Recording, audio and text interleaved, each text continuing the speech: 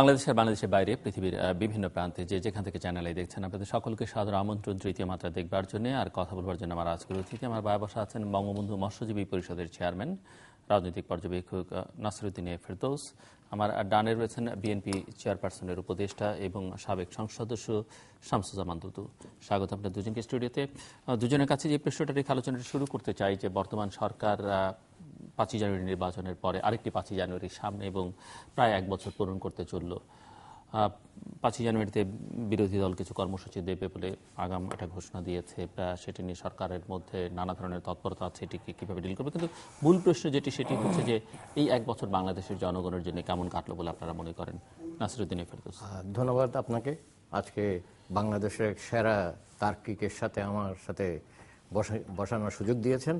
আমি প্রথমেই শ্রদ্ধাভরে স্মরণ করি বঙ্গবন্ধু শেখ মুজিবুর রহমানকে, যিনি 26শে মার্চে বাংলাদেশের স্বাধীনতা ঘোষণা দিয়েছেন।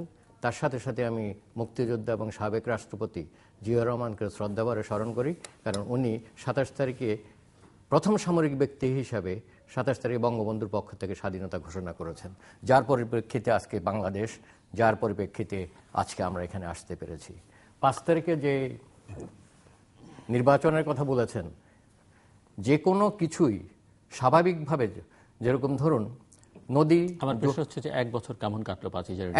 এক বছর ভালোই কেটেছে। এই কারণে বলবো, আপনি জানেন আমরা যদি পার্শ্ববর্তী দেশের সাথে যদি কম্পেয়ার করি, তাহলে আমাদের বিএনপির জানে মান দোস্ত পাকিস্তানের তুলনায় আমরা সব দিক দিয়ে ভালো আছি। এক, আমরা জিডিপি পাকিস্তানের চাইতে বেশি। 2, রেমিটেন্স আমাদের বেশি। 3, এক্সপোর্ট আমাদের বেশি।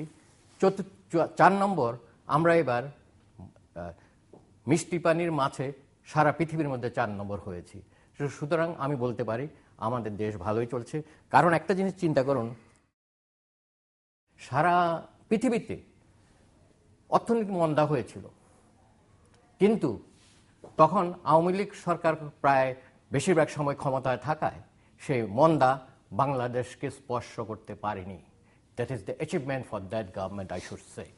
আমি যদি আওয়ামী লীগের একজন সদস্য নই, কিন্তু সমর্থক হওয়ার কারণটা হলো, যে ব্যক্তি স্বাধীনতা ঘোষণা করেছেন, যে ব্যক্তি 48 সাল থেকে বাংলাদেশের মানুষকে উদ্বুদ্ধ করেছেন স্বাধীনতা আন্দোলনের জন্য, তার যে দল, সেটা মুক্তিযুদ্ধের সপক্ষে যেহেতু, আবার তারা যেহেতু নেতৃত্ব দিয়েছে, অন্যরাও করেছে, কিন্তু নেতৃত্ব দিয়েছে যেহেতু আওয়ামী লীগ, সেই দলে আমি একজন সমর্থক হিসাবে যদি আমি স্বীকার না করি, তাহলে বলতে হবে আমার উদ্দেশ্য প্রণোদিতভাবে কোনো মন্তব্য করছি। তাই আমি মনে করি একজন ব্যবসায়ী হিসাবে, আমরা যেহেতু $20 বিলিয়ন আমাদের রেমিটেন্স আছে, $40 বিলিয়ন আমাদের এক্সপোর্ট আছে, বিশেষ করে গার্মেন্টস এক্সপোর্ট, ভবিষ্যতে আরও বাড়বে। সুতরাং আমরা কোনো দিক থেকে কম আছে বলে মনে হয় না। তবে এখানে প্রশ্ন উঠতে পারে, 5ই জানুয়ারি যে নির্বাচনটা, আমাদের শ্রদ্ধেয় বক্তা হয়তো বা বলবেন 5% ভোট পড়েছে, আমি বা নির্বাচন কমিশন বলবে 40% ভোট পড়েছে, মিডিয়া আবার কিছু, আপনি 40% বলছেন। আমি বলছি এই কারণে, যেহেতু মিডিয়া, যেহেতু ওনারা এখনো প্রমাণ করতে পারেননি, প্রমাণ করেছেন ওনারা যেভাবে বলছেন যে অনেক সেন্টারে কুকুর ছিল আর ভোটার ছিল না, কিন্তু বাবা যে সেন্টারে ধাক্কাধাক্কি হয়েছে, লাইন বড় ছিল, সেটাও কিন্তু আবার ওনারা যদি ওনারা ক্যালকুলেট না করেন, তাহলে একতরফাভাবে কথা হয়ে যায় বলে মনে করি। তাই, আর তার চেয়ে বড় কথা হলো, ওনারা বলেছেন প্রতিহত করব। ওনারা বলেছেন যারা ভোট দিতে যাবে তাদেরকে হত্যা করা হবে। ওনারা বলেছেন যারা ভোট দিতে যাবে তাদেরকে দেশদ্রোহী বলা হবে। তার প্রমাণ তো আপনারা নিজেরাই দেখেছেন, ভোট দিতে যেন যেতে না পারে, তাই গাড়ির মধ্যে আগুন লাগানো। তো সেজন্য যেহেতু তারা প্রতিহত করবে, সেজন্য একটু কম পড়েছে, এটা আমি অস্বীকার করছি। আসবো আবার আপনার কাছে মিস্টার শামসুজ্জামান দুদু। জি, প্রথমে আপনাকে ধন্যবাদ জানাই। দ্বিতীয়ত, এই দিন বিজয়ের মাস, সকল শহীদ বীর যোদ্ধাদের প্রতি আমার সশ্রদ্ধ সালাম। যারা ক্ষতিগ্রস্ত হয়েছেন তাদের প্রতি সহমর্মিতা। আল্লাহর কাছে রুহের মাগফিরাত কামনা করি। যারা আমাদের স্বাধীনতা উপহার দিয়েছেন, গণতন্ত্র উপহার দিয়েছিলেন, আর অর্থনৈতিক মুক্তির যে স্বপ্ন যারা দেখিয়েছেন, তাদের সকলের প্রতি শ্রদ্ধা জানাই। গত এক বছর হচ্ছে লজ্জার সময় আমাদের। এই সময়টা শহীদের আত্মা গুমড়ে গুমড়ে কাটছে। একটা বছর যেমন 9টি মাস ইয়া খান দখল করেছিল বাংলাদেশ, একটা বছর ইয়া খানের প্রেতাত্মারা দখল করে আছে বাংলাদেশ। 71 সালের যুদ্ধটা এই ডিসেম্বর মাসে এটা স্বীকার করতে হবে যে গণতন্ত্রের জন্য যুদ্ধ, স্বাধীনতার জন্য যুদ্ধ, ব্যক্তির অধিকারের জন্য যুদ্ধ, ভোটাধিকারের জন্য যুদ্ধ। সেই যুদ্ধ প্রায় 1 সাগর রক্তের বিনিময়। সংবিধানের জন্য মানুষ না, মানুষের জন্য সংবিধান। আইনের জন্য মানুষ না, মানুষের জন্য আইন। জনগণের জন্য দেশ, দেশের জন্য জনগণ না। 43-42-43টা বছর পেরিয়ে এসে আমরা এমন একটা নির্বাচন করছি যে নির্বাচনে দাঙ্গা হচ্ছে, রক্ত ঝরছে, জোর হচ্ছে, কেউ কিন্তু ভোটে যাচ্ছে না, ভোট দিতে যাচ্ছে না। উনি নিজেই আমার বলার আগে স্বীকার করে নিয়েছেন যে কেউ কেউ হয়তো বলবেন বা আমিও বলবো যে কুকুর বিড়াল ছিল কোনো কেন্দ্রে, কোনো কেন্দ্রে। তো এটা উনি বলেছেন, আবার কোনো কেন্দ্রে ধাক্কা ধাক্কিও নাকি মানে এটা কোনো সেন্টারে এটা উনি স্বীকার করে নিয়েছেন। আমার তার বলার কিছু নাই। আমরা ভোটের বিপক্ষে ছিলাম, ডক্টর কামাল বিপক্ষে ছিলেন, সাবেক রাষ্ট্রপতি বিচৌধুরী বিপক্ষে ছিলেন, একমাত্র সিভিলিয়ান বীর উত্তম কাদের সিদ্দিকী বিপক্ষে ছিলেন, আসম আব্দুর রব বাংলাদেশের প্রথম শেখ মুজিবকে চ্যালেঞ্জ করা রাজনীতিক তরুণ বয়সে, তিনি বিপক্ষে ছিলেন। বিপক্ষে ছিলেন জনগণ, বাংলাদেশে যারা মুক্তিযুদ্ধ করেছেন, যারা বাংলাদেশের স্বাধীনতার জন্য লড়াই করেছেন, সুদীর্ঘ কাল যারা বাংলাদেশের গণতন্ত্রের স্বপ্ন দেখছেন, তারা বিপক্ষে ছিলেন। আমি ঠিক আওয়ামী লীগ ক্ষমতায় আছে বা ওই নির্বাচনের জোর করে তারা ভোটারবিহীন নির্বাচন করছে এই জন্য আমি ঠিক তাদের বিরোধী না। বিরোধীরা হচ্ছে যে যেই সময় সারা বিশ্ব প্রযুক্তিতে এত বেশি অগ্রগতি, যেখানে কোনো ঢাকা মানে ঢেকে রাখবো, এই আজকের অনুষ্ঠানটা যে কেউ যে কোনো জায়গা থেকে দেখতে পাবে যদি তারা প্রযুক্তি ব্যবহার করে। এটা চ্যানেল আইটাকে টিপতে হবে এমন কোনো কথা নেই। এমন একটা নির্বাচন আমরা করলাম। এক ভারতকেও ব্যাখ্যা করে বলতে হলো আমরা কোনো বিদেশি নির্বাচনটাকে হস্তক্ষেপ করি না, তাকে বলতে হলো সুশৃঙ্খল নির্বাচন আছে, এই কথাটা তারা বলে নাই।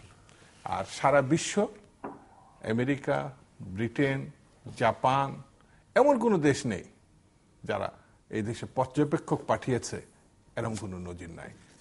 আজকেও সেই দেশে বিদায়ী রাষ্ট্রদূত বলেছেন আমরা 5 তারিখের নির্বাচন সময় আগে যেটা মনে বলেছি ওটার মধ্যেই আছে।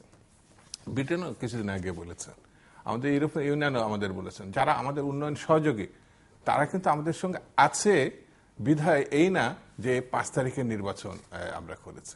এতে আমার মনে হয়েছে শেখ হাসিনা রাজনীতিক হিসাবে যতটা এগিয়েছিলেন 5 তারিখের নির্বাচন ততটাই তাকে পিছনের দিকে ফেলে ধাক্কা দিয়ে সরিয়ে দিয়েছে। আওয়ামী লীগ 72 সালে যে কলঙ্ক মাথায় নিয়েছিলেন, দীর্ঘ সময় তারা আন্দোলন সংগ্রাম করে সেটা থেকে বেরিয়ে আসার চেষ্টা করেছে, কিন্তু এই নির্বাচন আবার সেই 72 সেই বাকশালের কাছাকাছি তাদেরকে নিয়ে গেছে। সেই জন্য আমি বলবো যে 5 তারিখ আমাদের স্বাধীনতাকে 71 সালে সেই যুদ্ধকালীন সময়ে নিয়ে গেছে। যুদ্ধকালীন যেমন 9 মাস আমাদের লড়াই করতে হয়েছে, হয়তো বা 1 বছর আমরা এই সরকারকে বিদায় করতে পারিনি।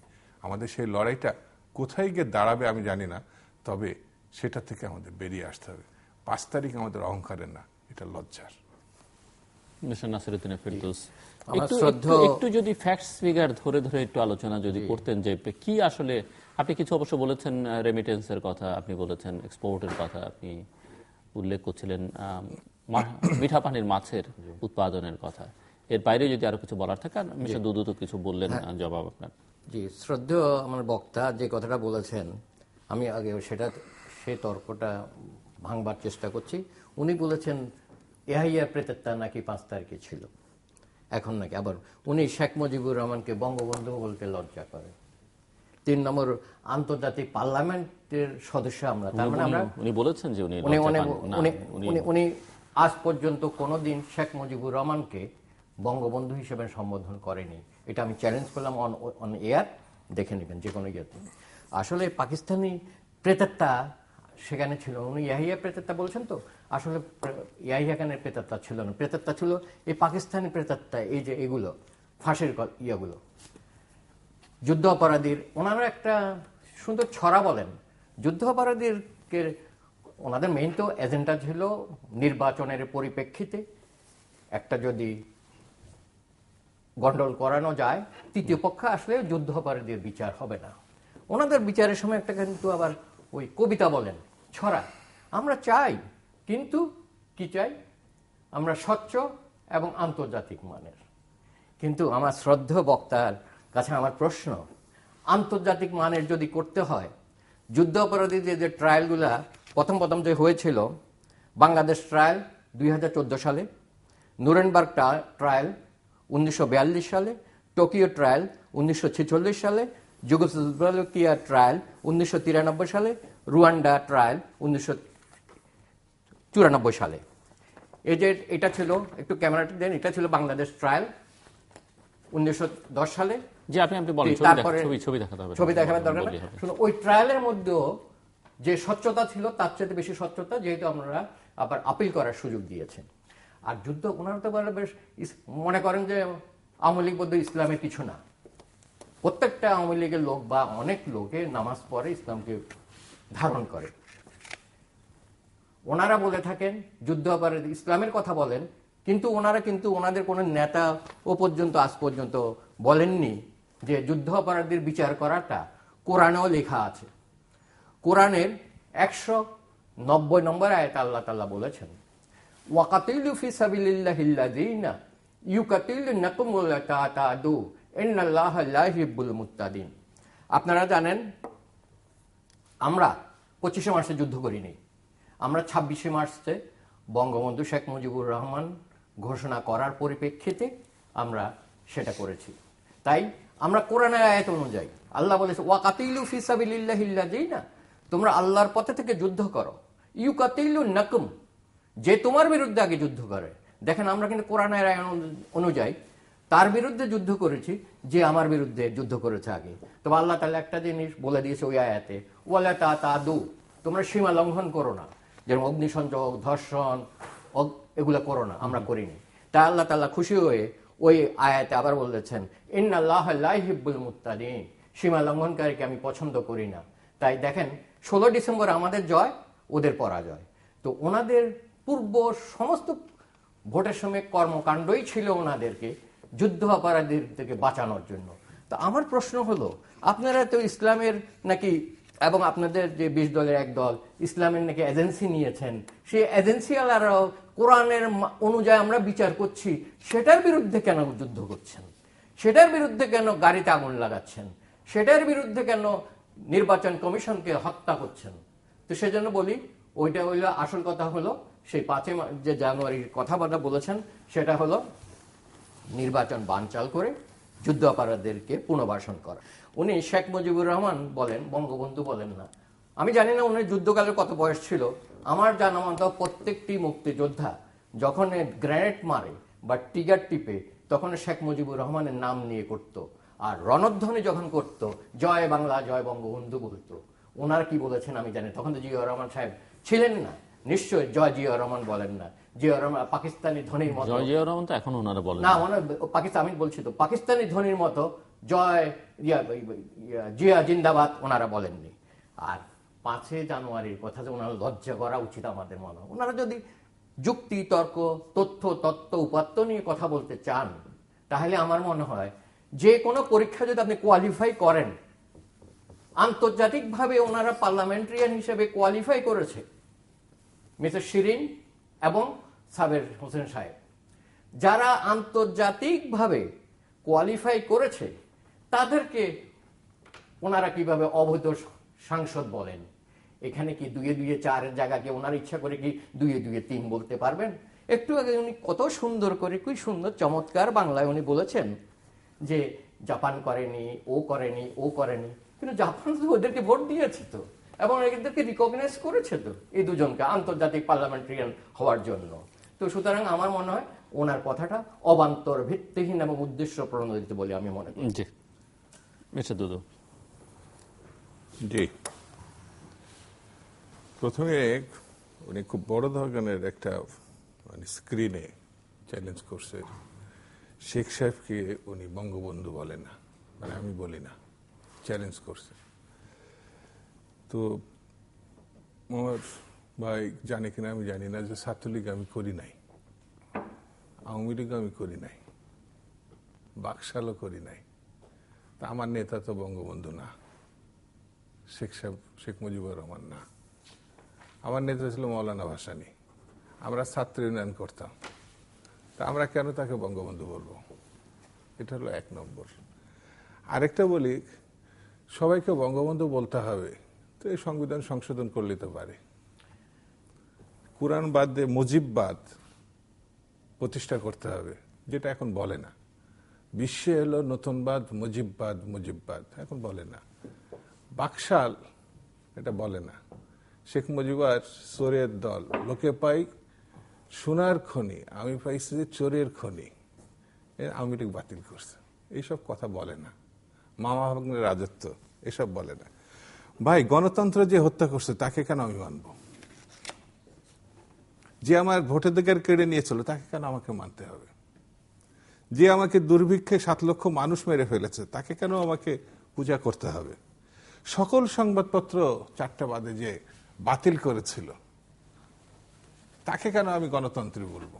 এই প্রশ্নগুলো যদি আমাকে সামনে আসে, যে 40,000 বিরোধী দলের নেতা কর্মী মুক্তিযোদ্ধাকে এবং সিরাজ শিকদারকে হত্যার অভিযুক্ত ব্যক্তি, যিনি পার্লামেন্টে দাঁড়িয়ে সর্বপ্রথম বাংলাদেশে বলেছিলেন একটি রাজনৈতিক দলের প্রধান নিহত হওয়ার পরে কোথায় আসে সিরাজ শিকদার, তাকে কেন আমাকে এইসব বিশেষণে বিশেষায়িত করে সবসময় আমাকে বলতে হবে?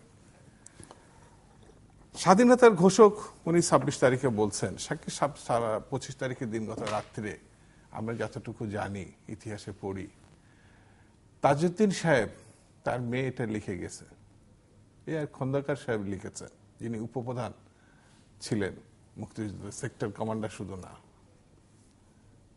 তারা বই লিখে গেছে যে 25 তারিখের দিনগত রাত্রে শেখ সাহেবের কাছে গিয়ে তাজউদ্দিন সাহেব আকুতি মিনতি করেছেন, স্বাধীনতার একটা কিছু ডকুমেন্টস দিয়ে দেন। এগুলো সব বইয়ে এসছে। এখন যদি কেউ না বই পড়াশোনা করে, শুধু জয় বাংলা জয় বঙ্গবন্ধু এই রাজনীতি এতটুকু উচ্চারণ করে রাজনীতি করে, আমি এখন তার জন্য কি করতে পারি? আমি তো বই কিনে দিয়ে আমি মাস্টারি করতে পারি না। এগুলো লেখাপড়া করতে হবে। দুই আছে ইসলামের এজেন্সি নেওয়া না। ইয়া আলী বলে মুক্তিযোদ্ধারা লাফিয়ে পড়তো। জয় বলে কোনো ইসলামের শব্দ নাই। মুসলমান যদি কেউ হয়ে থাকে তো এগুলো বুঝতে হবে। যদি কেউ না বুঝতে চায়, আমি এটা কি করে বোঝাবো? যুদ্ধাপরাধের বিচার, এখন কি কাপড় খুলে সে পাকিস্তানিতে যে আমরা লুঙ্গি খুলে দেখাতাম যে আমরা মুসলমান, এখন কি আমার কাপড় খুলে দেখাতে হবে যে যুদ্ধাপরাধের বিচার আমরা চাই?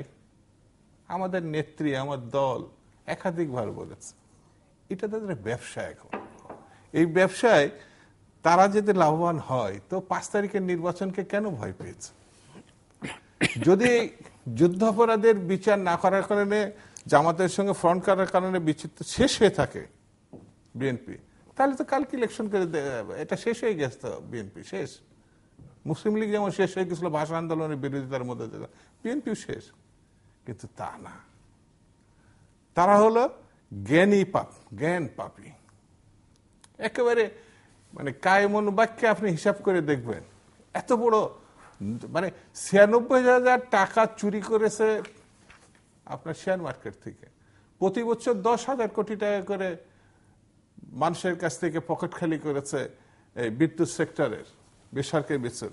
আপনার এই গত 2 সপ্তাহ আগেও বেরিয়েছে আপনার কৃষি ব্যাংক থেকে 1,15,000 কোটি টাকা, কম বেশি 2,00,000 কোটি টাকার উপরে বাজেট হয়, প্রায় 2,50,000 কোটি টাকার উপরে। এই গত 8 বছরের ভিতরে এটা নিয়ে প্রশ্ন উঠেছে।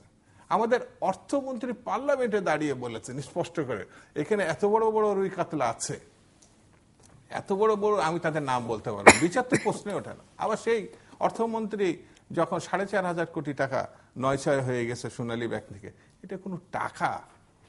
আমাদের আব্দুল আল মুহিত সাহেব বলেছেন এটা কোনো টাকা। সেই জন্য এদের সঙ্গে, এই রাজনীতির সঙ্গে যারা যুক্ত, তারা হলো জ্ঞান পাপী, সত্যকে তারা ভয় পায়। জনগণকে তারা ভয় পায়, নির্বাচনকে তারা ভয় পায়। যে কোনোভাবে শেখ সাহেব যেমন পার্লামেন্টে ঢুকেছিলেন প্রধানমন্ত্রী হয়ে, বেরোইছিলেন প্রেসিডেন্ট হয়ে, এবং 3 বছর পার্লামেন্ট যাওয়ার পরে তিনি 5 বছর প্রেসিডেন্ট হয়ে বেরিয়েছিলেন। জনগণের ভোটে তিনি কিন্তু প্রেসিডেন্ট হন নাই। তো এইসব কথা যখন আপনি বলবেন, তখন ওই আন্তর্জাতিক কোয়ালিফাইং কিছু আমি বুঝতে পারলাম না উনি কি এটা বোঝাতে চেয়েছেন যে সিপিইউ আইপিওতে বাংলাদেশ এটা তো আজকে প্রশ্ন এসে পত্রিকা পড়তে হবে তো, যে সেখানে সব টাকা পয়সায় কিনাই বেচা হচ্ছে। এখানে আবার কোন কিছু কিনে নিয়ে আসলো? আমাদের দেশে কিছু ডক্টরেট আছে না, যারা বিভিন্ন ইউনিভার্সিটি গিয়ে এটা টাকা পয়সা দিয়ে আপনাকে কিনে নিয়ে আসে, ওইটা কে নয়সাই করে কি করছে ওটা জানো। দেশের মধ্যে যারা নির্বাচন করতে ভয় পায় তারা দেখা যাচ্ছে বাঙালির হাইকোর্ট। এইসব করে কোনো লাভ নাই। আপনাকে এই জানুয়ারি পার আগে একটু করুক, আগে এই জানুয়ারিটা পার করুক। আমরা শেখ সাহেবকে বাকশাল করে অনেক বড় বড় কথা সমস্ত জায়গায়, সাংবাদিকদেরকে আমরা বানিয়েছিলাম জুতার মুসি, যারা জুতা পালিশ করেছিল সেদিন সমস্ত রাজনৈতিক দল। আপনি কি বলতে চাইছেন যে সামনের 5ই জানুয়ারিটা পার করতে তাদের আগে পার করুক, আমরা দেখি, আগে পার করুক, তারপরে আমরা দেখি তারপরে কি কত ধানে কত চাল, এটা আমরা দেখি না। এখন আমার কথা, আমার শ্রদ্ধেয় বক্তা যে কথাটা বলেছেন, আমি বঙ্গবন্ধু বলবো কেন? উনি যদি ওনার নেতাকে যদি সম্মান করে থাকে, জিয়া রহমান সাহেব কিন্তু বিচিত্রাতে উনি বঙ্গবন্ধু শেখ মুজিবুর রহমান হিসাবে সম্বোধন করে গেছেন, এবং আর বলেছেন যে বঙ্গবন্ধু 26 তারিখে করেছে কিনা এটাও নাকি উনি শুনেননি। আমি জানি না ওনার বয়স কত ছিল তখন, কিন্তু আপনি যদি সিআই রিপোর্টটা নেন, সিআই 2005 সালে যে সিআই যে রিপোর্ট বেরিয়েছে, সেই রিপোর্টের মধ্যে বঙ্গবন্ধুর কথা লেখা আছে। এবং আপনাদের জানে জিগার জানে মান জানে পাকিস্তানের ওই ব্রিগেডিয়ার সালে কি যেন ও লিখেছে ওর বইয়ের মধ্যে যে শেখ মুজিবুর রহমান এটা বলেছে। দ্বিতীয়, এখন আরেকটা প্রশ্ন উনি করেছেন, সেটা হলো পার্লামেন্টারিয়ান ইলেকশন নাকি কেনা যায়, ওনারা নাকি গণতন্ত্র চান। আসলে কিন্তু আপনারা কি গণতন্ত্র চান কিনা সেটা নিয়ে প্রশ্ন। এই যে এখানে গণতন্ত্র লেখা আছে, কিন্তু উনি কিন্তু আবার নির্বাচনে গিয়ে ক্ষমতা গিয়ে করেন নেন দলতন্ত্র, তাই না? গণতন্ত্র হলো এমন এটা কি শুধু ওনারাই করেন না? হ্যাঁ, অন্যেরও করে, সেটাই বলছি। এখন আমি কিন্তু আবার বলছি, কিন্তু আমি আওয়ামী লীগের সদস্য নই, একজন আওয়ামী লীগের সমর্থক। এখন হচ্ছে আমার দল যদি, আমার সমর্থিত দল যদি কোনো কিছু ভুল করে থাকে, এখন কি গণতন্ত্র না দলতন্ত্র? সেটাই তো আগে ওনাকে আমি বলি যে উনি যদি গণতন্ত্র চান, আমি আগে বলি যে ওনারা কি ধরনের গণতন্ত্র করেছিল। গণতন্ত্র হলো না এমন একটা তন্ত্র যে তন্ত্র সাধারণ মানুষের সব ধরনের সম অধিকার থাকে, তাই না? তাই যদি হয়ে থাকে, আপনি ক্ষমতায় গিয়ে আমাকে তো আপনার ভোট আপনাকে দিবেন, যাকে খুশি তাকে দিবেন বলে বলে আপনারা ক্ষমতা যান। ক্ষমতা গিয়ে তো চাকরিটা দলীয় লোকরা পায়, এখন যে পায় না আমি তা বলছি না। আপনারা কি করেছিলেন তখন? চাকরি পাবে সে যোগ্য হবে যে, গণতন্ত্রের লেবাসে কি তখন করেছিলেন? খাস জমি পাবে যে যোগ্য হবে যে, টেন্ডার পাবে সে ছাত্রদল নয় যোগ্য হবে যে, করেননি। সুতরাং এই গণতন্ত্রের কথাটা বলে কোনো লাভ নেই, সে গণতন্ত্র। আর একটা কথা হলে, উনি তো এখন চ্যালেঞ্জ দিয়ে গেলেন 5 তারিখটা পার করুক, এরকম বহুত চ্যালেঞ্জ দেননি। হ্যাঁ, 5 তারিখ পার করুক, তারপর দেখা যাবে। যেরকম গত বছরে 5-এর কথা উনি বলেছিলেন, ওনার নেত্রীও বলেছিলেন আগে পার হয়নি। আসল কথা, আসলে আওয়ামী লীগের প্রতি আমার বিনীত অনুরোধ, আমি আপনাদের সদস্য নয়, মাননীয় প্রধানমন্ত্রীর কাছে আমার বিনীত অনুরোধ, বাংলাদেশ জাতীয়তাবাদী দলকে আপনারাকে বনসায় জাতীয়তাবাদী দল করুন। কারণ যখন একটা ওই দলটাকে বড় করতে দিবেন, মাননীয় প্রধানমন্ত্রী, দলটা বড় করে দিতে হলে তাহলে বটগাছটা যদি বড় থাকে, নিচে থাকবে ওনাদের বন্ধু জামাতি হায়না, উপরে থাকবে পাকিস্তানি শকুনের বায়না। নিচে থাকবে জামাতি হায়না, উপরে থাকবে পাকিস্তানি শকুনের বায়না। তারা খুবরে খুবরে বাংলাদেশকে খাবে। তাই এটাকে এখন থেকে ওনাদের শিকড়টা কেটে কেটে ছোট করেন, যেন উপরে শুকন আর নিচে হায়না না থাকতে পারে। তার উচিত আমি মাননীয় প্রধানমন্ত্রীর কাছে অনুরোধ করব, আপনারা এদেরকে বনসাই জাতীয়তাবাদী দল করে ফেলুন। আর তারেক সাহেব যে আপনি জানেন, ওই যে ভিক্টোরিয়া পার্কের সামনে, গুলিস্তানের সামনে অনেকে বলে না, এই ভাই আপনি এই ওষুধটা নেন, গিরার ব্যথা, এই ব্যথা, এই ব্যথা সব চলে যাবে, নিশ্চয় একটা আকর্ষণ দেয়।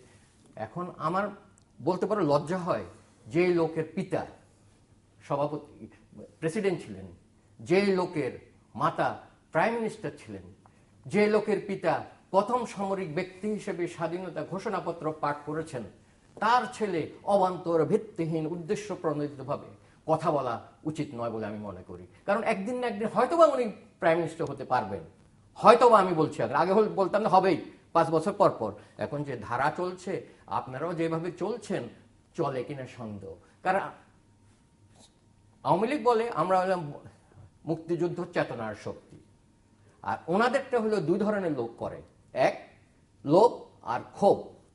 অর্থের প্রতি যার আছে লোভ সে, আর আওয়ামী লীগের প্রতি আছে যার ক্ষোভ সেই করে। উনি কোন গোত্রের? উনি হলে আওয়ামী লীগের ক্ষোভ, এবং অর্থের প্রতি লোভ আছে কিনা আমি জানি না। তো অর্থের প্রতি যে সমস্ত লোভ আছে ছাত্র দলের বা এবং যুব দলের বা ওনাদের অর্থের লিপসায় যখন জাতীয়তাবাদী দলে এসছে, তারা এখন দেখছে ওনাদের কথা অনুযায়ী নির্দলীয় নিরপেক্ষ সরকার দিলেও নাকি চুরি হয়। তো নির্দলীয় নিরপেক্ষ সরকারের সময় যদি চুরি হয়, দলীয় সরকারের বিরুদ্ধে আন্ডার যদি নির্বাচন হয় তাহলে হবে বলে ওনারা বিশ্বাস করেন। তাইলে এখন ওনাদের কর্মীরা যারা অর্থের প্রতি আছে লোভ, তারা ব্যবসা বাণিজ্য চাকরি বাকরিতে চলে যাচ্ছে। ওনারা যে একটা ভারত বিদ্বেষী তার একটা প্রমাণ দেখাচ্ছে। সমুদ্র বিজয়টা আমি বলবো মাননীয় প্রধানমন্ত্রী বিচক্ষণতা হয়েছে এই কারণে, উনি সময়মত মামলা করেছেন। মামলা যদি হেরে যেত বলার কিছু ছিল না, তখন আমরা ওনাকে দেশদ্রোহী হয়তো বলতে পারতাম, আপনি কেন মামলায় গেলেন। উনি সময় মতো মামলায় গিয়েছেন, উনি সময় মতো নেভির জন্য একটা সার্ভে জাহাজ কিনেছেন, উনি সময় মতো সেটা সার্ভে করেছেন, উনি সময় মতো সেটা জমা দিয়েছেন, এবং সে বলছে প্লিট করে আমরা পেয়েছি। কিন্তু এই যে কিছুদিন আগে ভারতের সাথে যেটা আমরা পেয়েছি, সেটা কিন্তু ইন ওয়ান সেন্স আমরা যে আমাদের যে ক্লেম ছিল তার 90% আমরা পেয়েছি, কিন্তু মায়ানমারের সাথে কিন্তু আমরা তা পাইনি 2 বছর আগে, 2-2.5 বছর আগে। কিন্তু ওনারা যেহেতু ভারত বিদ্বেষী, দেখেন একটা ইয়ে দেখাচ্ছি আপনাকে, ক্যামেরা দিয়ে এদিক তাকান। ভারতের সাথে কিন্তু আমরা ইন ওয়ান সেন্স সোজাসুজি পেয়েছি, তার মানে 90% পেয়েছি, কিন্তু মায়ানমারের সাথে কিন্তু আমরা 90% পাইনি। মায়ানমারের সাথে ইন ওয়ান সেন্স আমরা 60%, 40% হেরেছি। কিন্তু মায়ানমারের সাথে যখন আমরা হেরেছি 2.5 বছর আগে, একটি টু শব্দ ওনারা করেননি। কারণ যেহেতু ভারত বিদ্বেষী, তাই ভারতের সাথে আমরা জিতার পরও তাই করছেন। সুতরাং এটাতে প্রতীয়মান ওনা ভারত বিদ্বেষী। মিস্টার শামসুজ্জামান দুদু, আমি জীবনে অনেক করেছি, ওই টকশো করেছি, বুঝছেন, অনেক পণ্ডিত লোকের সঙ্গে বসেছি, জ্ঞানী লোকের সঙ্গে বসেছি, কম জানা অপশনাল লোকের সঙ্গে বসেছি, কথা বলেছি। দুর্ভাগ্য আমার যে অভিজ্ঞতার কিছু ঘাটতি ছিল, মানুষের চিনা জানা বুঝার। আমি ভাবতাম যে আমি ঢাকা বিশ্ববিদ্যালয়ের ছাত্র দলের সভাপতি ছিলাম, সংসদ সদস্য হয়েছি, বিএনপির কৃষি সম্পাদক ছিলাম, কৃষক দলের সেক্রেটারি, বোধহয় অনেক বুঝেছে। কিন্তু কখনো কখনো ধাক্কা লাগলে যে সে মানুষ হবে এমন নাও হতে পারে, রাস্তায় তো অনেক কিছু চলতে পারে। তো এরকম টকশোতে এমন অনেক কথা আমাকে শুনতে হবে এবং বলতে হবে, এটা আমি ধারণা করি নাই। যেমন আজকে আমি যেমন আসছি, বোধহয় সম্ভবত ওই বয়সী ছিলেন, ওনারা ছোট ছিল, এটা হলো একটা ধারণা। এক আর দুই হচ্ছে বারবার জনমন, তো উনি জনমন মানে পাকিস্তানের যে জাতীয় সঙ্গীত, এটা ইঙ্গিত করতে চাইছেন বলা। তো এখন জনমন গণ, এটা যে ভারতের জাতীয় সঙ্গীত, এটা ওনার একটু অসুবিধা হয়েছে বুঝতে। পাকসার জমিন চাঁদবাদ, আসলে লেখাপড়া আমি প্রথমেই বলছি যে এটা একটু করতে হবে, না করলে এগুলো মানে বিতর্কে আসা তো এটা করা হবে। আমি যে সমস্ত তথ্য উপাত্ত দিয়েছি তার মধ্যে যদি ভুল ধরতে পারেন, সেখানে আপনার বিজ্ঞতার পরিচয়। সিদ্দিক সালেক, এই জন্য আমার খুব মুশকিল যে আওয়ামী লীগের একটুখানি যদি হাওয়া লাগে, দেখবেন সে আর কারোর কথা বলতে দিবে না, নিজেই বলবে। যদি একটা যুক্তি দিয়ে কথা দাঁড় করায়, ওই যে বাকশালী আমি বললাম না, ওই যে বঙ্গবন্ধু বলে একের ফেনাতলে মুখে জয় বাংলা জয় বঙ্গবন্ধু পড়ে না, জানার চেষ্টা করে না, একটু সমালোচনা করলে। গণতন্ত্র হচ্ছে আমি তোমার মত বিশ্বাস করি না, কিন্তু তোমার মত প্রকাশের জন্য নিজের রক্ত দিয়ে দিব। এটা ঠিক উল্টা আওয়ামী লীগের। আমি তোমার মত বিশ্বাস করি না, তোমার মত প্রকাশও করতে দেব না। যদি তোমার খুন করতে হয় সে খুন করবো। It is Awami League. উনি আওয়ামী লীগ করেন না, বারবার আমাদের সমর্থক, কিন্তু ওই আওয়ামী লীগের একটু বাতাস লাগছে, বাতাস না, এতে এমন একটা অবস্থা তৈরি হয়েছে, নেতৃত্ব দিয়েছেন আওয়ামী লীগ গায়ের জোরে। আরে তখন তো বলতে দেব, ঠিক আছে, উনি শেষ করুন, আপনি দুই নম্বর একটা বলি, উনি বলেননি। তারেক জিয়া সাহেব যদি কোনোদিন প্রধানমন্ত্রী হয়, শেখ সাহেবের মেয়ে প্রধানমন্ত্রী হয়েছে 3 বার, এবার দিয়ে, একবার দখলদারের প্রধানমন্ত্রী, ভোটার বিহীন প্রধানমন্ত্রী, তার 3 বার।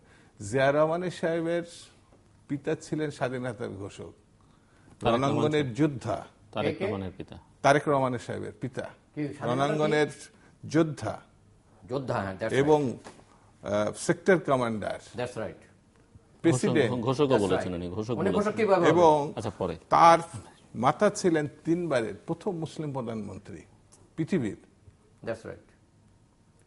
তার সন্তান যে তারেক রহমান, মুসলিম মহিলা প্রধানমন্ত্রী। তো সেই ক্ষেত্রে আশ্চর্য হওয়ার কিছু নাই। যদি হয়, যদি না, যে কোনো নির্বাচন, কালকে নির্বাচন দেন, আমি চ্যালেঞ্জ করে বলছি, রাজনীতি ছেড়ে দেব যদি সে প্রধানমন্ত্রী না হয়। কালকে নির্বাচন হলে, 24 ঘন্টার মধ্যে নির্বাচন হলে, যেরকম 17 নির্বাচন হয়েছিল, কলা গাছকে দাঁড় করে শেখ মুজিব সাহেব নিয়ে আনছিলেন এমপি করে, কালকে নির্বাচন হলে বাড়ির দারোয়ানকে, আমাদের অফিসের পিয়নকে যেতে দাঁড় করিয়ে দিই, আওয়ামী লীগের বড় বড় নেতার জামানত বাজেয়াপ্ত হয়ে যাবে। এই ভয় তারা নির্বাচন করছে না, এটা করছে না। আর একটা কথা বলার চেষ্টা করলেন, ভারত বিদ্বেষী, দেশপ্রেম। আমি পানি চাই ভারতের কাছ থেকে, ভারত বিদ্বেষী হবো কেন? আমি রাস্তা দিব, ভারতের কাছ থেকে আমি মূল্য চাই। আমার সীমান্ত ব্যবহার করবে, আমার সাগর ব্যবহার করবে, আমি তার কর চাই, টাকা চাই। ভাই কিসের জন্য তাকে আমাকে দিতে হবে? সে কি করেছে আমার? এই শিডিউল হয়ে গেল। তখন পিনাকি সাহেব বোধহয় এখানকার রাষ্ট্রদূত বলেছিলেন যে 500 টন তিনি চাল দিবেন। যেমন সাংবাদিকরা চাল দিল না ভারত, সাংবাদিকরা জিজ্ঞেস করছে আমরা না খেয়ে কি আপনাদের চাল দেবো নাকি? This is Bharat.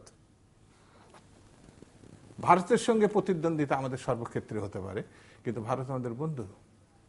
কিন্তু ভারত বিদ্বেষী বলে যে এখন যে নির্বাচন করেছে, কংগ্রেসের সমস্যা, সেই কংগ্রেসই সেখানে নির্বাচন করে পরাজিত হয়েছে বিজেপির কাছে। কিন্তু তারা এখানে এমন একটা নির্বাচন সমর্থন করেছে যে কংগ্রেস, এটা ভয়ঙ্কর। বাংলাদেশের স্বাধীনতা যুদ্ধকে মিথ্যা হিসাবে তারা প্রতিষ্ঠিত করেছে, মিথ্যা হিসাবে।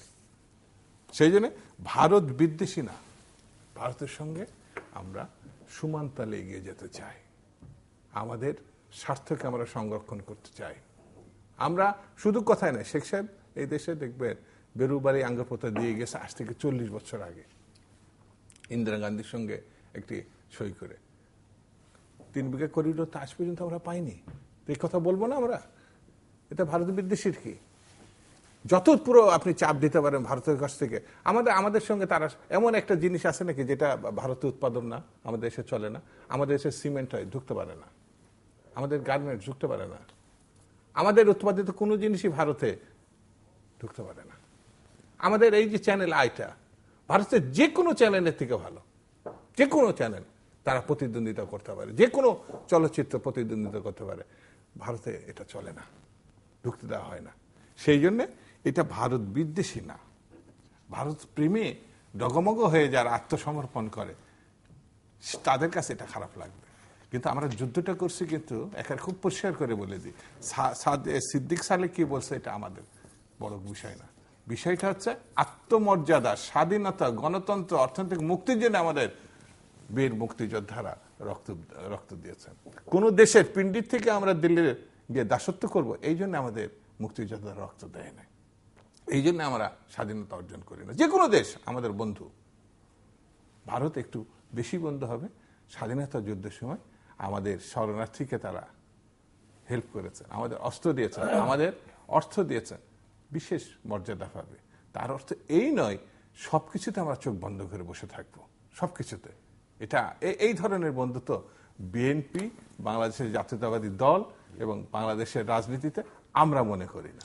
একটা প্রশ্ন একটু আমি আসছি আপনার কাছে। এই যে উনি তারেক রহমানের কথা উল্লেখ করলেন, ইঙ্গিত করলেন যে তিনি অনেক কথা বলছেন যেগুলো ঠিক বলা তার হয়তো শোভন নয় বা সমীচীন নয়, আবার উল্টো দিক থেকেও আমরা যেগুলো শুনছি এগুলোতে কোনো ধরনের রাজনৈতিক একটা সহনশীল পরিবেশ তৈরি হবার বা সমঝোতার কোনো সম্ভাবনা তৈরি হচ্ছে কি না? যারা যখন ক্ষমতায় থাকে তাদের দায়িত্বটা বিরোধী দলের থেকে বেশি থাকে। আপনি আজকে বলবো না, তারেক সাহেবের রাজাকার বলেছেন শেখ মুজিবুর সাহেবকে, এই কথার আগে কি হয়েছে? জিয়া রহমানকে পাকিস্তানের চর হিসাবে মুক্তিযুদ্ধে অংশগ্রহণ করেছে। আইএসএর দালাল, আইএসএর চর, এমন বাই চান্স মুক্তিযোদ্ধা যারা আপনি বলছেন যে সেগুলোর একটা পাল্টা, এটা তো স্বাভাবিক আসবে, এটা না আসার তো কোনো কারণ নাই। যদি মনে করেন যে সহনশীল সমঝোতা, আমরা গত 5 বছর না, আমরা গত 7 বছর ধরে গণতান্ত্রিকভাবে নির্বাচনে একটি অংশগ্রহণের জন্য একটা সমঝোতা চাইছি, এখনো চাই। ইট মারলে পাটকেল খেতে হবে, আর কাছে ঘরে বসে এই কথা বলার। আমার শ্রদ্ধেয় বক্তা একটা কথা বলেছেন যে 5 জানুয়ারিতে আমরা তো নির্বাচন অনেকে করতে আসেনি, কারণ আপনারাও নিজেরাও তো নির্বাচন চাননি। আপনারা নেতারা খেয়েছেন মাল আর যাবেন না জেল, এটা তো হয় না। মাল খেয়ে জেলে না যাওয়ার জন্য ওনারাই নির্বাচনে আসেননি। আর ভারত বিদ্বেষীর কথা যে বললেন, ভারত বিদ্বেষী যদি না হতেন, ভারতের সাথে যদি আপনাদের আন্ডারহ্যান্ড বন্ধুত্ব না থাকতো, তাহলে টিপাই মুখের কথা ওখানে গিয়ে তো তখন আপনারা ভুলে গিয়েছেন। আন্ডারহ্যান্ড বন্ধুত্ব থাকলে আর তো বিদ্বেষী সেটা বলা যাবে না, এটা দেখাবে বিদ্বেষী। আন্ডারহ্যান্ড আবার তাতে ভারতের কি লাভ? জি, এখন ওনাদের নেতা তারেক জিয়া, যে হয়তোবা ভবিষ্যতে প্রধানমন্ত্রী হতেও পারেন, কবে হয় জানি না, 21 বছর পর কিনা তাও জানি না। উনি যে ধরনের কথা বলছেন, আমার মতে ওনাকে, তারেক জিয়াকে বিশ্ব বেয়াদব হিসাবে আখ্যায়িত করা উচিত। প্রত্যেকটা আওয়ামী লীগ কর্মী তাকে বিশ্ব বেয়াদব হিসাবে বলবেন। তার পিতা যে বঙ্গবন্ধুকে শ্রদ্ধা করে কথা বলে, আমার মনে হয় কোনো পক্ষ থেকে আমরা এই ধরনের অন্তত এই অনুষ্ঠানে ইউজ না করি। না, এটা যেহেতু মানে আপনি ইট মারবেন, উনি আবার পাটকেল মারা শুরু করবেন, আমি চাই না যে উনি যদি আমাদের দলের যদি এখানে হোক অন্তত আমি চাই না। পাটকেলটা কিন্তু হবে না এই কারণে, ওনাদের যে যুবরাজ, উনি কিন্তু টাকা পয়সা ধন দৌলতের যুবরাজ। আর আওয়ামী লীগেরও একজন আছে, তাকে আমরা যেটা বলি, তুমি যুবরাজ হবে না, যুবতাজ হও, এবং তাও সে অনুযায়ী সে কাজ করছে জয়। কারণ যুবতাজ মানে যুবকদের মাথার মনি হয়ে থাকবে। কারণ এখন বাংলাদেশের আপনি নিজেই জানেন 57% জনসংখ্যার 30-35 বছরের এই বেকার যুবক সমাজকে সে অনলাইনে ইন্টারনেট শিখিয়ে এবং সে অনুযায়ী ব্যবসা বাণিজ্য এবং জীবন নির্বাহ যে কাজটা করে দিচ্ছে, উনি যুবকদের তাজ হয়ে থাকবে সামনে। তাই ধন দৌলতের যুবরাজ না হয়ে আমি তার জয়কে অনুরোধ করব, তারেকের মতো ধন দৌলতের যুবরাজ না হয়ে তুমি যুবকদের তাজ হওয়ার চেষ্টা করো, এবং সেই অনুযায়ী কাজ করছে এবং সেটাই হবে ইনশাআল্লাহ। আর ওনারা ক্ষমতা তো যেতে তো পারেন না, আর যারা জনগণ ক্ষমতায় থাকে, একটু আগে উনি বলেছিলেন কি কাঠপেলটা না কি খেতে টিট ফর টেট, সে কথাটা বলেছেন। তো তাহলে টিট ফর টেট যদি হয়, তারপরে আপনার শ্রদ্ধাবোধ যদি দলের প্রতি হয়ে থাকে, তাহলে 21শে আগস্টে গ্রেনেডটা মারলেন কেন? এখন কথা হলো কি, এটা এখনো পুরোপুরি প্রমাণ হয়নি, তাই আমি বলছি না। কিন্তু শেখ হাসিনা কিন্তু এখন মাননীয় প্রধানমন্ত্রী কিন্তু তাকে এখন গ্রেনেড মারতে পারে।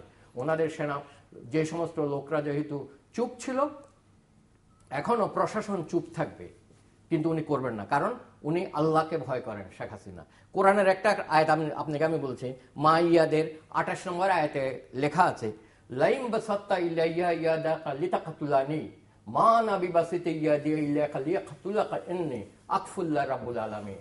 আপনারা জানেন তারেক বা তার মাতা কথা অনুযায়ী গ্রেনেড মেরেছে এবং হত্যা করার চেষ্টা করেছিল।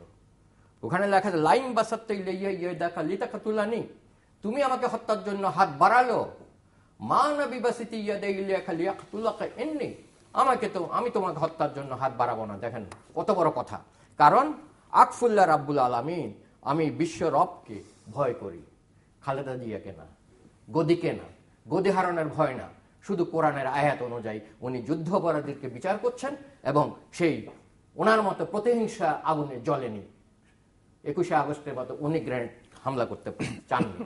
আর উনি যেটা বলেছেন যে আমরা তো ভারত বিদ্বেষী না, আর আপনি আরেকটা কথা যেটা বলেছেন আমি আপনার সাথে একমত, শুধু ভারত যে আমাদেরকে খাইয়েছে, আমাদেরকে অস্ত্র দিয়েছে, আমরা নিশ্চয়ই ধন্যবাদ জানাই। তার পিছনে তাদের আরো উদ্দেশ্য ছিল। একে তো মানবাধিকারের কারণে আমাদেরকে সাহায্য করেছে, we are grateful to them. 2, তারা তাদের চিরশত্রু পাকিস্তানকে ভাঙতে পেরেছে, সেটা আর একটা তাদের অ্যাচিভমেন্ট পরিকল্পনা ছিল। 3, আপনারা জানেন পশ্চিম পাকিস্তানের বর্ডারে হাজার হাজার কোটি টাকা সামরিক ব্যয় হচ্ছে। যদি এটাকে ভাগ করে দেওয়া যেতে পারে, ইস্ট ফ্রন্টে আমাদের কোনো হাজার হাজার কোটি টাকা ব্যয় করতে হবে না। এবং 71 সালের পর থেকে কোনো হাজার হাজার কোটি টাকা সামরিক ব্যয় হয়নি বলেই ওই টাকাগুলো তারা ব্যবসা বাণিজ্যের ইন্ডাস্ট্রিতে ইনভেস্ট করেছে, যে জন্য তাদের জিডিপিটা বেড়েছে। তাই আমি আপনাকে বিনীতভাবে অনুরোধ করব, নির্দলীয় নিরপেক্ষ সরকারের জন্য যে আপনারা যুদ্ধ করছেন সেটা মনের থেকে ফেলে দেন। নির্দলীয় নিরপেক্ষ হলো কি, আপনারা ওনার ক্যামেরাটা দেন একটু, নির্দলীয় নিরপেক্ষ হয় কিন্তু আসলে কিন্তু ক্ষমতায় গিয়ে দলীয় এবং পক্ষ নেন। আপনারা নির্দলীয় থেকে চলে যায় দলীয় এবং পক্ষ নেন। তো সেজন্য আপনি কি বলতে পারেন বাংলাদেশে কোন লোক নিরপেক্ষ আছে যে তত্ত্বাবধায়ক সরকারের প্রধান হবে? কারণ এমন কোন ব্যক্তি, বিশেষ করে শিক্ষিত ব্যক্তি নাই যিনি ভোটার আইডি করেননি। যেমন আমি দল নিরপেক্ষ, কিন্তু আমি তত্ত্বাবধায়ক সরকারের কিছু হতে চাই না। কিন্তু না, এমন একটি ব্যক্তির নাম বলেন যিনি ভোটার আইডি করেন। আমি দল নিরপেক্ষ, আমি ভোট দিতে যাই না। আচ্ছা, ভোট দিতে যাই না, এটা কোনো প্রমাণ করা মুশকিল। দ্বিতীয় পর্যায়ে আপনার এটা আসছে, এমন কোন ব্যক্তি নেই যে এটা ভোটার আইডি করেনি। ভোটার আইডি করেছে না, কিন্তু ভোট দিতে যান না। যদি থেকেও থাকে তো করা হলো অন্য নানান কারণে লাগে, তো না ফর দ্য লাস্ট 20 ইয়ার্স, আমরা ব্যাংকে গেলে লাগে, পাসপোর্ট করতে গেলে নানান কারণে বহু কাজে লাগে, ভিসার জন্য লাগে। যাকে আপনারা করবেন, যে ভদ্রলোককে আপনারা তত্ত্বাবধায়ক সরকার প্রধান করবেন নিরপেক্ষ হিসাবে, উনি কি গত 25 বছর বা 30 বছর কি ভোট দিতে যাননি? যদি গিয়ে থাকে, যে কোনো একজনকে ভোট দিয়েছে। তো যেহেতু উনি যে কোনো একজনকে ভোট দিয়েছে, সুতরাং উনি পক্ষপাতিত্ব করেছেন। ওই তাৎক্ষণিক বিবেচনায় ক্যান্ডিডেটকে বিবেচনায় নিয়েছে, বলা যায় না, নিরপেক্ষ বলা যায় না, কেন নিরপেক্ষ বলতে পারছেন না। আর ওনাদের কথা অনুযায়ী নিরপেক্ষ সরকার হলে একবার বলে সূক্ষ্ম কারচুপি, একবার বলে লুট করেছে, একবার বলে চুরি করেছে। যে জিনিসটার নামে এতই অপবাদ, তার তো প্রয়োজন নেই। জি, আসবো আবার আপনার কাছে মিস্টার শামসুজ্জামান দুদু। শেষের দিকে বাংলাদেশে আমার ধারণা যে টকশো যেগুলো হয় সারা দেশে অনেক, তার ভিতরে আলাদা একটা মর্যাদাশীল অনুষ্ঠান হচ্ছে তৃতীয় মাত্রার টকশো, বলা যায় পথ প্রদর্শক। তৃতীয় মাত্রায় যারা আসেন তারা কোনো না কোনো দিক থেকে শ্রেষ্ঠ, জ্ঞানী গুণী নেতৃত্বে। কিন্তু ভালো এবং খারাপের মধ্যেও যে একটা সীমারেখা আছে, তারপরেও আপনি যাদেরকে গুরুত্ব দিয়েছেন, আমি জানি না এই টকশো দেখার পরে তৃতীয় মাত্রা সম্বন্ধে আমি অনেকবার এসছি, এবং আমি যতবারই এসছি ততবার আমার কাছে মনে হয়েছে যে আমি একটা মর্যাদাশীল অবস্থায় পৌঁছেছি। কিন্তু আমি গতবার একটু বললাম, আরেকবার বলি, যে এরকম একটা অবস্থায় আমি জীবনে পড়ি নাই। আপনি যদি মেন করে থাকেন তাহলে একটা নতুন এক্সপেরিয়েন্স আপনার জন্য। হ্যাঁ, এটা আরেক দিক থেকে, অথবা আপনি পূর্ণতা পেলেন। আপনি যেটি আরেকটা জিনিস বলি, যাই হোক, এটা আমার নতুন অভিজ্ঞতা, আপনার সঙ্গে আমি একমত। মাল খেয়েছেন তাই নির্বাচনে যান নাই, এটা কি ধরনের আলোচনা আমি ঠিক বুঝতে পারলাম। আপনাদের এক নেতা যিনি ইদানিং চুপ করে আছে, উনি তো নাকি 6 কোটি টাকা তখন আপনি তো বলছেন আওয়ামী লীগের প্রতিটা কর্মী, যেটাকে আপনি বাধা দিলেন, যে তারেক সাহেবকে বিশ্ববিদ্যালয় বল, যেটাকে আপনি বাধা দিলেন, উনি কিন্তু আবার একটু আগে আলোচনায় বললেন যে একদিন তিনি প্রধানমন্ত্রী হবেন, হয়তো একটু আগে পরে উনি এটা মনে করেন। এটা কোনটা সত্য উনি আমি ঠিক বুঝতে পারলাম না। উনি যেটা বললেন, জয় সাহেব নিয়ে আলোচনা করা ইজ এ ভেরি ডিফিকাল্ট, বিপজ্জনক। কারণ পার্লামেন্টে জয়নাল আবেদিন ফারুক তার সম্বন্ধে মন্তব্য করার প্রেক্ষিতে হাড় হাড্ডি মাংস একটা তছনছ হয়ে গেছে, তার এখনো খুঁড়িয়ে খুঁড়িয়ে চলে। সেই জন্য জয় সাহেবের ব্যাপার নিয়ে আমি এখন কিছু বলবো না, উনি যতই কথা তুলুক না কেন। তবে একটা কথা ওনাকে বলি, তারেক সাহেব যতগুলো বক্তৃতা করেছেন গণতান্ত্রিক রাজনীতিতে তার এই বক্তব্য কারোর কারো অপছন্দ হতে পারে, সেটি আবার রাজনৈতিক বিশ্লেষণে সে আলোচনা হতে পারে। যেরকম গাফফার চৌধুরী খুব ভালো লেখেন, কিন্তু গাফফার চৌধুরী যে মন্তব্য করছেন, আমার মনে হয় গাফফার চৌধুরী সারা জীবনের লেখাজোখায় এই ধরনের মন্তব্য উনি করেন না। উনি অনেক লেখা দেখেছেন, মৃত ব্যক্তিকে তিনি সাক্ষী মানেন, বা ওনার পছন্দ করে একটা লেখক বানিয়ে বই বানিয়ে সেই নাম উনি রেফারেন্স করেন। তারপরেও আমি বলি, আমি যেমন বলি, খুব বিখ্যাত একজন আওয়ামী লীগের, এখন তিনি মন্ত্রী পরিষদে আছেন, সিনিয়রদের মধ্যে 2 জনের মধ্যে তিনি একজন। তিনি আমার সিঙ্গাপুর এয়ারপোর্টে বলেছেন যে একসময় গাফফার চৌধুরী সাহেব এমনই একজন ব্যক্তি যিনি পূর্ব দেশের স্বনামে লিখে দৈনিক আজাদের বেনামে তিনি সেটাকে সমালোচনা করতেন। এত দক্ষ একটা মানুষও দেখা যাচ্ছে যে এই বাংলাদেশের রাজনীতিতে এসে নিজেকে সামলিয়ে মানে বাক স্বাধীনতা রাখতেন। আমাদের প্রধানমন্ত্রী যে ভাষায় কথা বলেছে আমার নিজের লজ্জা লেগেছে। দখলদার হোক যাই হোক, তিনি তো একটা চেয়ারে বসে আছেন। তবে ওনার লেখার মধ্যে একটা আলাদা টেস্ট আছে, যেটিকে বদরুদ্দিন ওমর এক ধরনের চানাচুরের টেস্ট বলেছেন। তো এটা থাকতে পারে। তো তিনি এই যেমন উনি এই কথা প্রসঙ্গে বললেন 21 আগস্টে এখনো প্রমাণ হয়নি তারেক সাহেব গ্রেনেড মার্চ, এটা আমি তাকে ধন্যবাদ দিই। আবার পরক্ষণে বলছেন যে বেগম জিয়া এবং তারেক রহমান তাকে হত্যা, কোনটা সত্য? আমি খুব গভীরভাবে আমি তার এখানে বসে বসে শুনছি। আসলে 10 থেকে 12 বার তদন্ত করেছে তারেক সাহেবকে জানানোর জন্য। এমনকি মঈন সাহেবের তথাকথিত গণতান্ত্রিক সরকার, যেটাকে ছদ্মবেশী সামরিক শাসন মনে হয় আমার কাছে, তার আমলেও কিন্তু যে তদন্ত হয়েছে সেখানেও তারেক সাহেবের নাম আসেনি। এবং যার মুখ দিয়ে, যে একজন বন্দী যার মুখ দিয়ে তার নাম উচ্চারণ করার পরে এখন যে তদন্তকর্তা তাকে এই কেসে তারেক সাহেবকে এনেছে, সেই ভদ্রলোকও কিন্তু পরে বলেছেন যে আমি তারেক সাহেবকে বলি নাই, তাকে বাধ্য করা হয়েছে বলার, এটা আমি বলি নাই। তো এমন একটি অবস্থায় এই ঘটনাগুলো, আমি একটা সত্য কথা বলি, এটা মানে আমার হয়, মানে নিজের কাছে প্রশ্ন জাগে যে আমাদের যোদ্ধা, আমাদের বীর যোদ্ধারা যারা রক্ত দিয়েছেন, যুদ্ধ করেছেন, বীরাঙ্গনা যাদেরকে আমরা বিশেষভাবে বলেছি যে মা বোনরা আমাদেরকে তাদের সম্ভ্রম হারিয়ে আমাদের স্বাধীনতা দিয়েছে, এই ডিসেম্বরের সরহদ্দি উদ্যানে আমরা দেখেছি পাকিস্তানিরা আত্মসমর্পণ করছে ভারতীয়দের কাছে, অন রেকর্ড। এটা কিন্তু ইতিহাসের বিষয়। কিন্তু তারপরও একজন বাঙালি হিসাবে, বাংলাদেশি হিসাবে এদেশের মানুষ কিন্তু মনে করে যে আমরাই সেদিন বিজয়ের মূল ব্যক্তি। বাংলাদেশের সেনা, বাংলাদেশে ওরা সহযোগী, তারা আমাদের সাহায্য করতেছেন। কিন্তু সেদিন আমাদের ওই সরহদ্দি উদ্যানে ওসমানী সাহেবকে আনা সম্ভব হয় নাই। আমাদের বাসার সাহেব, এই খন্দকার সাহেব, খন্দকার সাহেব, তার একটা চেয়ার দেওয়া হয় নাই। তারপরেও আমি মনে করি যত ষড়যন্ত্রই হোক না কেন, ওটাই আমাদের বিজয় দিবস, ওটাই আমাদের জাতির সব থেকে অহংকারের একটা জায়গা। সেই জায়গায় যা আমরা অর্জন করেছিলাম সেটা আমরা রক্ষা করতে পারিনি। সেটা হচ্ছে গণতন্ত্র, সেটা হচ্ছে নির্বাচন, সেটা হচ্ছে ভোটাধিকার, সেটি হচ্ছে স্বাধীনতা। আমার দেশে দল থাকবে অনেক, আওয়ামী লীগ থাকবে, বিএনপি থাকবে, জাসদ থাকবে, এমনকি এই যেমন ভারতে এখন বিজেপি ধর্মান্ধ একটি গোষ্ঠী, তারা 60-70 বছর পরে তারা ক্ষমতায় গেছে। যারা এই যে গান্ধী সাহেবের যে হত্যা করেছে নথুরাম গান্ধী, নথুরাম গডসে, তাকে তার দেশপ্রেমিক বলেছে। তারাও কিন্তু দেখা গেছে যে ওয়েস্ট বেঙ্গলে যে হাজার হাজার সারদা যে কেলেঙ্কারি, অর্থ কেলেঙ্কারি, সেখানে কিন্তু সিবিআইয়ের মধ্যে তারা একটা তদন্ত করছে। আমার দেশে সেই মিনিমাম তদন্তটাও আমরা লক্ষ্য করি না।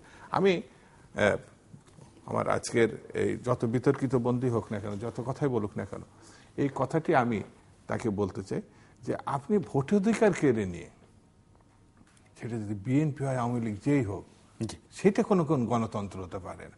আপনি নির্বাচন করবেন না, আপনি সরকার গঠন করবেন 154-52 জনকে, মানে একেবারে বিনা প্রতিদ্বন্দ্বিতায়। এমন দেশ তো বাংলাদেশ না। একটা ইউনিয়ন কাউন্সিলে আপনি ইলেকশন করেন, সেখানে 10 জন প্রার্থী থাকবে।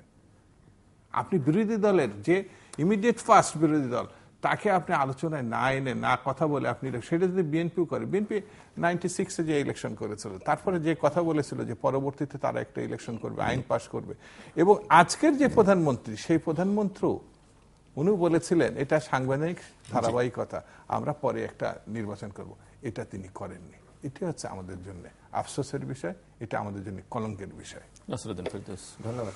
সংক্ষেপে, কারণ সংক্ষেপে উনি যে বললেন যে আমার বক্তব্য নাকি ওনার পছন্দ হয়নি, একদম স্ট্যান্ডার্ড হয়নি, কারণ ওনার একটা নাম আছে, উনি সুই দিয়ে ঘায়েল করে করে বক্তাদেরকে হত্যা করার চেষ্টা করেন। তাই ওনাকে আমি প্রথমেই সম্বোধন করেছি একজন ভালো তার্কিক হিসাবে। কিন্তু আপনি যখন আমাকে অভিযোগ করছেন যে আমার তর্ক স্ট্যান্ডার্ড নয়, আপনার কাছে বিনীত অনুরোধ রইল, এখন না পারলেও ভবিষ্যতে আমার কোনো তথ্য, তত্ত্ব, উপাত্ত যদি ভুল হয়ে থাকে সেটা নিয়ে তর্ক করুন। আপনি বলেছেন ভোটাধিকার এবং 153 জন এমপি, ভোটাধিকার তো আপনার থেকে নেয়নি। আপনি থেকে বলেছেন ভোটাধিকার প্রয়োগ করার জন্য, আপনারা বলেছেন সন্ত্রাসীদের মতো ভোটাধিকার যে প্রয়োগ করতে যাবে তাকে হত্যা করা হবে। সেখানে ভোটাধিকার প্রশ্ন আপনাদের মুখে শোভা পায় না বলে আমি মনে করি। 3 নম্বর, আপনি বলেছেন বিনা প্রতিদ্বন্দ্বিতায় 153 জন এমপি হয়েছে। বড় বড় তো কথা বলে ব্যারিস্টার সাহেবরা আপনাদের। বাংলাদেশে কোনো, বিশেষ করে কনস্টিটিউশনে কোথাও লেখা আছে কি কোনো প্রতিদ্বন্দ্বী না থাকলে নির্বাচন হবে না? এমনকি আপনার নেত্রীও অনেক জায়গায় বিনা প্রতিদ্বন্দ্বিতায় নির্বাচিত হয়েছেন। এখন আপনাদের আরেক নেতা ডক্টর কামাল হোসেন, উনিও বিনা প্রতিদ্বন্দ্বিতা হয়েছে। তো সুতরাং আইন অনুযায়ী বিনা প্রতিদ্বন্দ্বিতা হওয়া যায়। এখন প্রশ্ন উঠতে পারে 153 জন কি হবে, সেটা নিয়ে একটা প্রশ্ন করতে, নৈতিকতা নিয়ে একটা প্রশ্ন করতে পারেন, 153 জন কি হবে? তাইলে আপনারা আসুন, এসে আবার জিতে আসুন, শাসনতন্ত্র চেঞ্জ করুন, চেঞ্জ করে বলেন একাধিক কোনো এমপি বিনা ভোটে হবে না, তাহলে সেটা করার চেষ্টা করুন। তো সেটা না করে তো আর কোনো লাভ হচ্ছে না। দ্বিতীয় নম্বর হলো, আমি জানি কালকে আমার এই যে ভোটার ভাইরা ইয়া করবে, কি বলে, ভোটিং দিবে আপনাকে, 2 হাতে আছে, কারণ জামাতের এবং আপনাদের, আমি আবার বলছি এটা আমার কাছে রেকর্ডেড, আমি প্রমাণ দিয়েও বলতে পারবো যদি চান। জামাতের এবং বিএনপির কিছু আইটি সেকশন আছে। আওয়ামী লীগের কোন লোকের সাথে যদি বিএনপির একটা কলা গাছও যদি তর্কে আসে, আওয়ামী লীগ বাংলাদেশকে ডিজিটাল করছে, ডিজিটাল সেটাই বাংলাদেশ বলছি, করছে, আপনি একটু আগে আইটি নিয়ে এত কথাবার্তা বললেন। খুশি হলাম যে ডিজিটাল পদ্ধতিতে হচ্ছে। এখন আইটির কৃতিত্ব সব ওনাদের দিয়ে দিলে কেমন হবে? এখন আইটি সেকশন আছে, তারা সারাক্ষণ ভোট এসএমএস করে, আর আওয়ামী লীগের লোকরা আমার মনে অন্য মানে নীতি বহির্ভূত কোনো কাজের সাথে নিশ্চয়ই সম্পৃক্ত আছেন, নতুবা ওনারা ভোট দিতে তো অন্তত আসবেন। আচ্ছা, যাকে অনলাইনে আপনাদের সাথে আমি একদম গ্যারান্টি দিয়ে বললাম, আমি বোধহয় 15 থেকে 20% ভোট পাবো, আর আপনারা পাবেন 85 থেকে 95% পাবেন। এই কারণে আপনাদের আইটি সেকশন আছে, জামাতির আইটি সেকশন আছে, তারা সারাক্ষণ এসএমএস করতে থাকে। এখন আমার প্রশ্ন হলো, আবার অনেকে আবার লেখে যে কিছুদিন আগে আওয়ামী লীগের যারা থাকেন তারা যে মাঝে মাঝে বিএনপির চেয়ে বেশি পান, এটা আমার বেশ একটা না, হয়তো যদি ভুলে যদি হয়ে থাকে আমি মনে করবো আর কি, বা কিছু কিছু একটা দেখাবার জন্য হয়তো হইতে পারে কি 99 দিন এ আর একদিন আওয়ামী লীগ, সেই ইয়েতে জামাতিরা দেয় নাকি? জামাতিরা আইটি তারা তো না, সেদিন কি বিএনপি আওয়ামী লীগকে জামাতিরা ভোট দেয়? সেদিন দিয়ে প্রমাণ করেন। তার মানে এই যে আমার কথাটা তাহলে তো সত্যি প্রমাণিত হবে যে প্রত্যেকবার একটা কলা গাছ কিভাবে হয়, কলা গাছ মানে অন্যভাবে নিয়ে না, যে ভদ্রলোকটা কথা বেশ একটা বলতে পারেন না, সবাই তো টক শোতে শেষ করতে পারে। হ্যাঁ, আছি। এখন আমার কথাটা সত্যির আরেকটা দিচ্ছি। কিছুদিন আগে আমার মৎস্যমন্ত্রীর সাথে আমার একটা টক শো ছিল। মৎস্যমন্ত্রী পেয়েছেন 20%, আমি পেয়েছি 30%, আর 50% কেহ না। মাই কোশ্চেন ইজ দিস, কেউ যদি না হয়ে থাকে আপনি টিভিটা বন্ধ করে চলে যান, সে 2 টাকা 30 পয়সা দিয়ে ভোট করছেন কেন? ইট মিনস আমরা 2 আওয়ামী লীগের কথা বিশ্বাস করি না, 2 আওয়ামী লীগের কথাকে আমরা সমর্থন করি না। এর বাইরে মত থাকতে পারে না, তৃতীয় মত থাকতে পারে না। আপনারা দুজন কথা বলছেন, আমার ভাই এমন কি মধ্যে 2 টাকা 30 পয়সা দিয়ে আপনি ভোট করবেন ঘন্টার পর ঘন্টা পর? If you don't like the programme, leave the TV, don't watch it. My question is this. So I can say এটা একটা প্রিপ্ল্যান হবে। দুঃখ তো আওয়ামী লীগের, আপনারা কি করেন? জি, শেষ করব 30 সেকেন্ড। আমি আপনাকে ধন্যবাদ জানাই ফেরদৌস সাহেব। আমি আমার যারা দর্শক আজকে দেখছেন তাদের কাছে আমি ক্ষমা চেয়ে নিচ্ছি যদি ভুল হয়ে থাকে আসার জন্য। আর 2 নম্বর বলি, আপনার শেখ হাসিনা না থাকলে প্রধানমন্ত্রী চেয়ারে, তাহলে নির্বাচনে সবাই অংশগ্রহণ করবে। আপনি যদি আওয়ামী লীগ নাও করেন, আপনি একটা পণ্ডিত মানুষ, তার সঙ্গে দেখা করে কেউ তো তাকে বোঝাতে পারেনি, তো আপনি এটা থেকে না, দেশের মানে শান্তি শৃঙ্খলা আসুক, আপনি এটাতে পদত্যাগ করেন, যে ইলেকশন। আপনার এই অনুরোধটা আপনার কাছে থাকলো, আপনি তাহলে এই কাজটা যদি করতে পারেন, তাহলে দেশে আপনার যে সমর্থন এবং ধন্যবাদ আপনার কল্পনা করা যাবে না। এটা এই জন্য আপনার এই দায়িত্বটা দিলাম আমি। আচ্ছা ঠিক আছে, কিন্তু আমার কথা দর্শক, আমরা অনুষ্ঠানের শেষ প্রান্তে তৃতীয় মত সম্পর্কে আপনি লিখতে পারেন ডাকিমের SMS এর মাধ্যমে, ইন্টারনেট আপনাদের অফিসিয়াল ওয়েবসাইট অথবা সোশ্যাল নেটওয়ার্কগুলোতে যেসব পেজ রয়েছে সেসব পেজে আপনাদের মতামত রাখতে পারেন। আর আপনাদের মতামতে আমাদের অনুষ্ঠান তৃতীয় মাত্রা আপনি দেখতে পাবেন প্রতি বৃহস্পতিবার এবং শুক্রবার বাংলাদেশ আমার রাত 2টো, বুধবার দুপুর 11:30 এবং শুক্রবার 5:05 দেখবার আমন্ত্রণ রইল। মিশ্রা শামসুজ্জামান নাসিরউদ্দিন ফেরদৌস, অসংখ্য ধন্যবাদ দুজনকেই। দর্শক মণ্ডলী, বাংলাদেশের রাজনীতি যে জায়গায় এসে দাঁড়িয়েছে সেখানে আমরা ওই ইট পাটকেলের ছড়াছড়িটা দেখতে চাই না, কারণ এই ইট পাটকেলের ছড়াছড়িতে শেষ পর্যন্ত আসলে রাজনীতি ক্ষতিগ্রস্ত হয়, গণতন্ত্র ক্ষতিগ্রস্ত, এবং চূড়ান্ত বিচারে আসলে দেশও ক্ষতিগ্রস্ত হয়, দেশের মানুষ আহত হয়। আর দ্বিতীয়ত হচ্ছে যে 5ই জানুয়ারির পরে এই একটা বছর মোটামুটি স্বস্তিতে কাটিয়েছেন অনেকেই, কাটিয়েছেন বলে কিংবা বিরোধী দল সেই অর্থে জনগণকে সঙ্গে নিয়ে কোনো ক্ষোভ বিক্ষোভ প্রতিরোধ গড়ে তুলতে পারেনি বলেই যে 5ই জানুয়ারি নির্বাচনটি গ্রহণযোগ্য হয়ে যাবে বা ওই ধরনের একটি নির্বাচন এটি গণতান্ত্রিক রাজনীতিতে প্রশংসনীয় হবে, সেটি বোধহয় মানা সম্ভব নয়। যারা সুহূতি সম্পন্ন মানুষ কেউই মানতে চাইবেন না। কাজেই দেশ যত ভালোভাবেই এগুক না কেন, যারা বলবার চেষ্টা করছেন অর্থনৈতিকভাবে উন্নয়নের জোয়ার বইছে কিংবা রাজনৈতিক একটা স্থিতিশীলতা আছে, তারপরেও 5ই জানুয়ারির নির্বাচনকে ঘিরে যে প্রশ্ন, যে নৈতিকতার প্রশ্ন, সেটি কিন্তু থাকবেই। এবং আমরা যদি গণতন্ত্র চাই, গণতান্ত্রিক রাজনীতি চর্চা করতে চাই, তাহলে একটি অংশগ্রহণমূলক, সবার কাছে গ্রহণযোগ্য, দেশে এবং বিদেশে। কেননা বিদেশিদের আমরা যত কথাই বলি না কেন, উভয় পক্ষে কখনো না কখনো তাদের শরণাপন্ন হয়েছেন এবং বর্তমান বিশ্ব বাস্তবতা এটিকে অস্বীকার করবার কোনো সুযোগ নেই। এরকম একটি নির্বাচন কিন্তু বাংলাদেশে দরকার, এবং তাতে হয়তো কলাগাছ নির্বাচিত হবে, তাতে হয়তো শামসুজ্জামান দুদুর ভাষায় তার অফিসের দারোয়ানও নির্বাচিত হয়ে যাবে, তাতে তেমন ব্যক্তি নির্বাচিত হবেন তিনি বাংলাদেশকে সামনের দিকে এগিয়ে নিয়ে যেতে পারবেন, হয়তো পেছনের দিকে ঠেলে দেবেন। কিন্তু তারপরও যেহেতু আমরা গণতান্ত্রিক ব্যবস্থাকে সমর্থন করি এবং এটি এখন পর্যন্ত পৃথিবীর সবচেয়ে উত্তম রাজনৈতিক ব্যবস্থা, এই ব্যবস্থায় যেভাবেই নির্বাচিত হন না কেন, একটি গণতান্ত্রিক নির্বাচন বাংলাদেশের জনগণের কাম্য, প্রত্যাশিত। এবং ডিসেম্বর মাস যখন আমরা বিজয়ের 44তম দিবস উদযাপন করলাম, 43 বছর পার করলাম, এই মাসটিতে আমরা চাইতেই পারি, এবং সেটি না চাওয়া মানে হচ্ছে যারা জীবন দিয়েছেন 1971-এ তাদের স্মৃতির প্রতি অশ্রদ্ধা, যারা ত্যাগ স্বীকার করেছেন নানাভাবে তাদের প্রতি অসম্মান। দর্শক, আমাদের সঙ্গে থাকবার জন্য অসংখ্য ধন্যবাদ, আপনাদের সবার জন্য শুভকামনা।